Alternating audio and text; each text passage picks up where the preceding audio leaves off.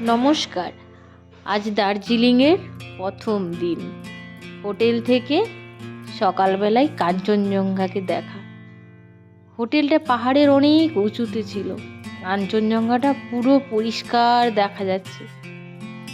সবাই মিলে স্নান টান করে রেডি হয়ে রক গার্ডেনের উদ্দেশ্যে বেরিয়ে পড়লাম।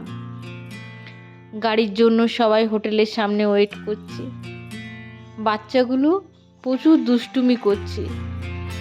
রোডের সাইডেই দাঁড়িয়ে আছি, কারণ গাড়ি এখানেই আসার কথা। গাড়ি আসার পর সবাই মিলে গাড়িতে করে রক গার্ডেনের উদ্দেশ্যে রওনা দিলাম। রক গার্ডেন মোটামুটি দার্জিলিং থেকে 2 ঘন্টার রাস্তা।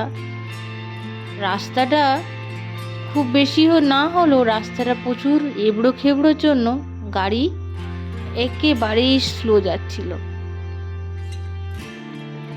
তো রাস্তাটা প্রচুর খারাপ হওয়ার জন্য ভিডিওটা তুলতে একটু অসুবিধা হচ্ছিল, হাতগুলো কাঁপছিল। রাস্তা এতটাই খারাপ যে কোনো মুহূর্তে অ্যাক্সিডেন্ট হতে পারে। বাচ্চা নিয়ে ভয়ে ভয়ে সবাই নিশ্চুপ হয়ে গেছে গাড়ির মধ্যে। তাও ড্রাইভারটা মোটামুটি গাড়িটা ভালোই চালাচ্ছিল, আর আমাদের একটু সাহসও দিচ্ছিল মনে, যে ভয় নেই। তবে বলবো, বাচ্চা নিয়ে গেলে বা ফ্যামিলির সাথে গেলে রক গার্ডেন না যাওয়াই ভালো।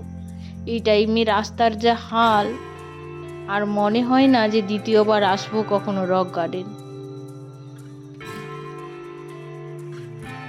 এক তো পাহাড়ি খাড়া রাস্তা, তারপর রাস্তার হাল দেখুন, একেবারে গর্ত, বড় বড় নুড়ি পাথর পড়ে। রক গার্ডেনে আমরা পৌঁছে গেলাম। তো সবাই মিলে ভাবলাম যে রক গার্ডেনে যেখানে ওয়াটারফলসটা আসছে সেখানে গিয়ে দেখি। রাস্তাও মোটামুটি করা ছিল। সবাই মিলে হাঁটতে হাঁটতে উপরে যাওয়ার কথা ভাবলাম। বর্ষাকালে এলে হয়তো উপরে যাওয়া যেত না, কারণ এই রাস্তাগুলো প্রচুর স্লিপারি। এমনিতেই পাহাড়ি রাস্তায় ওঠা একটু রিস্ক হয়ে যায়, তার উপর আবার ভেজা থাকলে আর তো বলারই নেই। সবাই মিলে হাঁটতে হাঁটতে ওয়াটারফলসের একেবারে ওপর পয়েন্টে যাওয়ার কথা ভাবলাম। তারপর ভাবলাম বাচ্চাগুলো আছে, ওরা হয়তো অতটা ওপরে উঠতে পারবে না, কারণ পাহাড়ে ওপরের দিকে উঠলে একটু শ্বাস নিতে সমস্যা হয়। তাও এই মিস্টার সাহু আর ছোট জুনিয়র হ্যান্ডসাম, ওরা দুজন জেদ করলো না ওপরের দিকেই যাব। হাঁটতে হাঁটতে আমরা এলাম রক গার্ডেনের মিডিল পয়েন্টে। মোটামুটি এখানে ফটোশ্যুট করার জন্য একটা খুব সুন্দর প্লেস করা আছে। রক গার্ডেনে ওয়াটারফলসের দুদিকে দুটো রাস্তা, একটা লেফট সাইড হয়ে কেউ ওপরে উঠতে পারেন, রাইট সাইড হয়ে নেমে আসবেন, বা কেউ রাইট সাইড হয়ে ওপরে উঠলে লেফট সাইড হয়ে নেমে আসবেন। যাই হোক, আমরা লেফট সাইডের রাস্তা ধরে ওপরের দিকে উঠতে থাকলাম। এখানে পাহাড়ে প্রচুর নতুন নতুন গাছ, ছোট ছোট সবুজ, হলদে, বিভিন্ন কালারের গাছ। পাহাড়ের গাছগুলো একটু অন্য রকমের। সাধারণত সমতল ভূমিতে এই গাছ দেখতে পাই না আমরা। সবাই মোটামুটি তাড়াতাড়ি উঠছে, তো আমি পিছনে ক্যামেরা করতে করতে একটু স্লো হয়ে পড়েছি। যাই হোক, হাঁটতে হাঁটতে ক্যামেরা করছি তো হাতটা একটু তাই কাঁপছে। তাছাড়া এগুলো আমার প্রথম ভ্লগ, এর আগে সেইভাবে ভ্লগ বানানো হয়নি।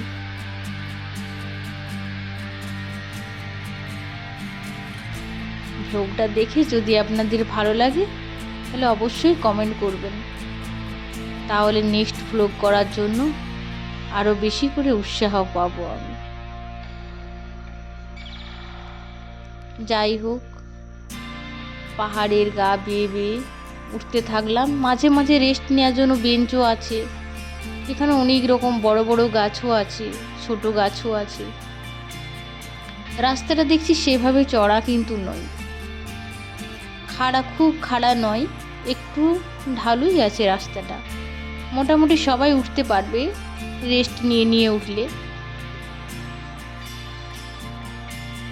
মিডিলে বসার জন্য অনেক জায়গাও আছে, ফটোশ্যুট করার জন্য অনেকগুলো পয়েন্টও আছে।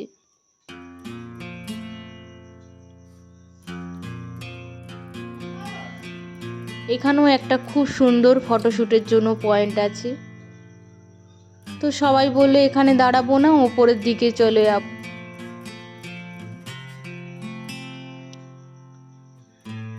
দিদি জামাইবাবু এগিয়ে গেছে অনেকটা।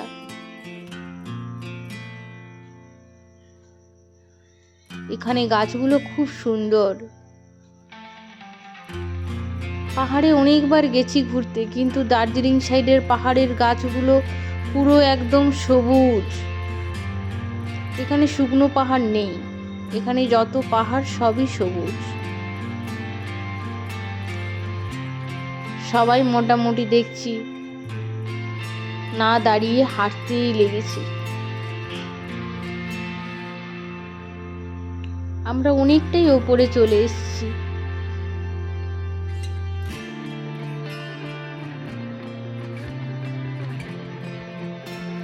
এখানে এসে দেখি অনেক বয়স্ক মহিলারাও এসেছেন। তো তাদের দেখে আরো বেশি করে উৎসাহ পেলাম, আমরাও আরো এগিয়ে গেলাম ওপরের দিকে। এখানে একটু শ্বাস নিতে অসুবিধে হচ্ছে, কারণ অনেকটাই ওপরে চলে এসেছি আর রোদটাও খুব চড়া।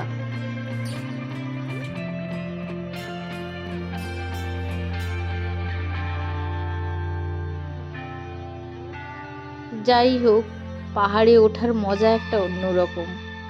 পাহাড়ের চূড়াতে ওঠার পর যে দৃশ্য, সেটা দেখলে সব কষ্ট তখন ভুলে যায়। আমি অনেকবারই পাহাড়ে গেছি, অনেক ট্রেকিং করেছি, তাই আমাকে একটু খাড়া রাস্তায় উঠতে ভালো লাগে।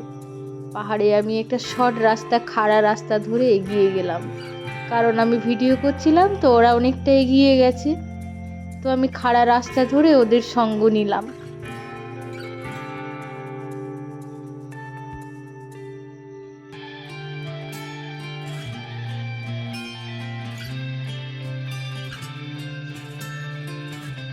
পাহাড়ের প্রতিটা পয়েন্টই যেন ফটোশ্যুটের জন্য এক একটা ভিউ পয়েন্ট।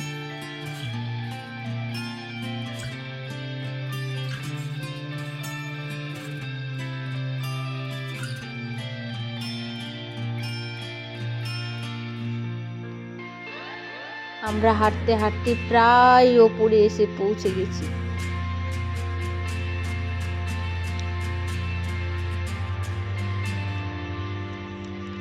এখানে কাজ করছিলেন কয়েকজন দাদা, তারা বললেন প্রায় 3000 মিটারের কাছাকাছি উঁচুতে আমরা চলে এসেছি এখানে।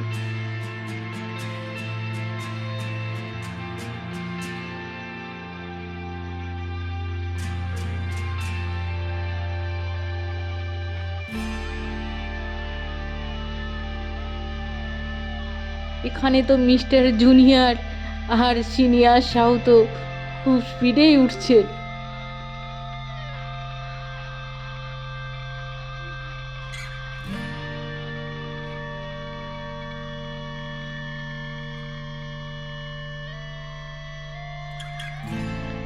আমরা এখন পুরো ওপরে চলে এসেছি।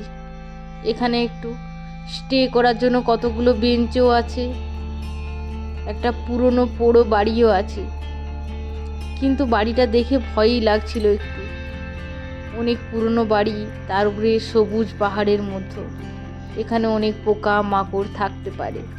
বাচ্চা নিয়ে এসেছিলাম, এখানে বেশিক্ষণ দাঁড়ালাম না, কয়েকটা ফটোশ্যুট করে এখান থেকে আমরা নেমে যাব। তো আমরা লেফট সাইড দিয়ে এসেছিলাম, এবারে ফলসের রাইট সাইড দিয়ে নাম।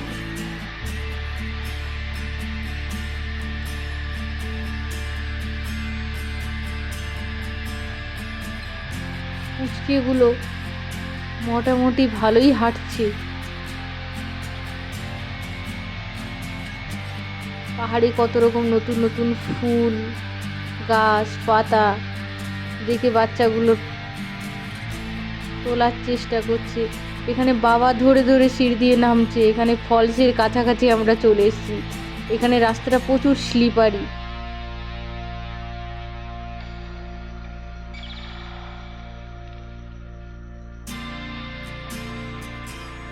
এখানে রাস্তাটা একটু স্লিপারের জন্য সবাই একটু ধরাধরি করে আসতে নামছে, আর রাস্তাটা খুব খারাপ এখানে।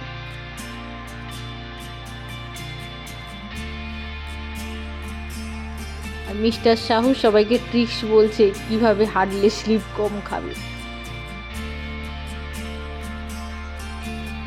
যাই হোক, এখানটা পেরিয়ে আমরা মোটামুটি ফলসের কাছাকাছি চলে এলাম।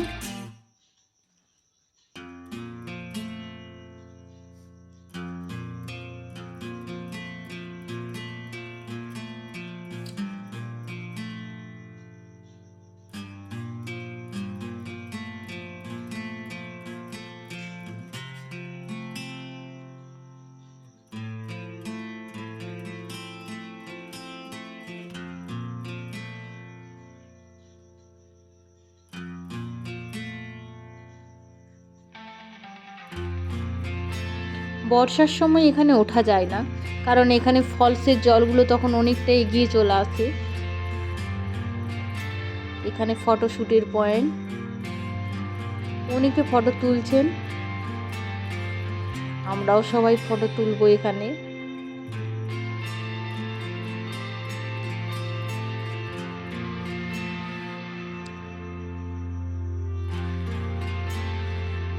এখানে সাইডের ভিউগুলো খুব সুন্দর।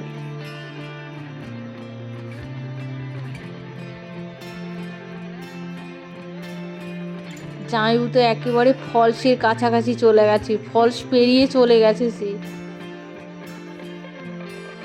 যাই হোক, ওয়াটার ফলস দেখার পর আমরা এবার আবার দার্জিলিংয়ের দিকে ফিরে এলাম। ফেরার সময় আর সেভাবে ভিডিও করা হয়নি, কারণ রাস্তা এতটাই খারাপ যে আর ভিডিও করতে ইচ্ছে হলো না।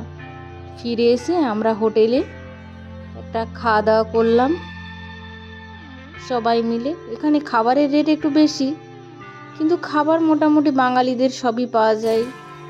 ভাত, মাংসের ঝোল, সবজি বাঙালিদের মতো। এখানে খাওয়া দাওয়া সেরে 2-4টে রক গার্ডেনের ফটো দিয়ে ভিডিওটা এখানেই শেষ করলাম। ভালো থাকুন সবাই। আবার পরে আসবো একটা অন্য ভ্লগ নিয়ে দার্জিলিংয়ের আর অন্য দৃশ্যগুলো দেখার জন্য। নমস্কার।